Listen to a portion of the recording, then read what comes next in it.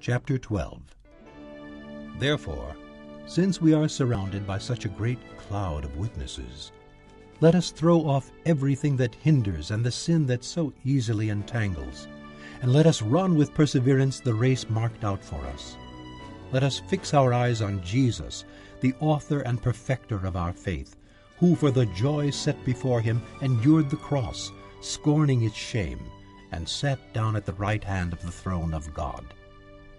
Consider him who endured such opposition from sinful men, so that you will not grow weary and lose heart. In your struggle against sin, you have not yet resisted to the point of shedding your blood, and you have forgotten that word of encouragement that addresses you as sons. My son, do not make light of the Lord's discipline, and do not lose heart when he rebukes you, because the Lord disciplines those he loves, and he punishes everyone he accepts as a son. Endure hardship as discipline. God is treating you as sons. For what son is not disciplined by his father?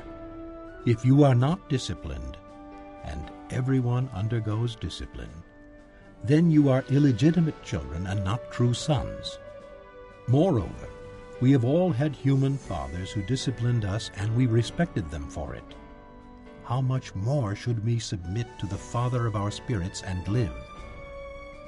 Our fathers disciplined us for a little while as they thought best, but God disciplines us for our good, that we may share in his holiness. No discipline seems pleasant at the time, but painful. Later on, however, it produces a harvest of righteousness and peace for those who have been trained by it. Therefore, strengthen your feeble arms and weak knees.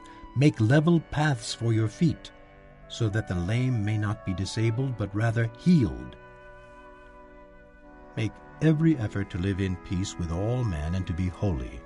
Without holiness, no one will see the Lord. See to it that no one misses the grace of God, and that no bitter root grows up to cause trouble and defile many. See that no one is sexually immoral, or is godless like Esau, who for a single meal sold his inheritance rights as the oldest son. Afterward, as you know, when he wanted to inherit this blessing, he was rejected. He could bring about no change of mind, though he sought the blessing with tears.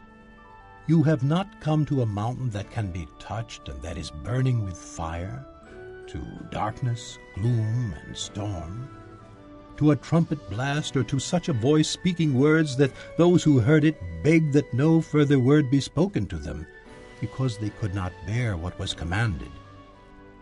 If even an animal touches the mountain, it must be stoned. The sight was so terrifying that Moses said, I am trembling with fear. But you have come to Mount Zion, to the heavenly Jerusalem, the city of the living God. You have come to thousands upon thousands of angels in joyful assembly, to the church of the firstborn, whose names are written in heaven. You have come to God, the judge of all men, to the spirits of righteous men made perfect, to Jesus, the mediator of a new covenant, and to the sprinkled blood that speaks a better word than the blood of Abel. See to it that you do not refuse him who speaks. If they did not escape when they refused him who warned them on earth, how much less will we if we turn away from him who warns us from heaven? At that time his voice shook the earth, but now he has promised, once more I will shake not only the earth but also the heavens. The words once more indicate the removing of what can be shaken, that is, created things, so that what cannot be shaken may remain. Therefore, since we are receiving a kingdom that cannot be shaken, let us be thankful, and so worship God acceptably with reverence and awe. For our God is a consuming fire. Chapter 12. Therefore, since we are surrounded by such a great cloud of witnesses, let us throw off everything that hinders and the sin that so easily entangles, and let us run with perseverance the race marked out for us. Let us fix our eyes on Jesus,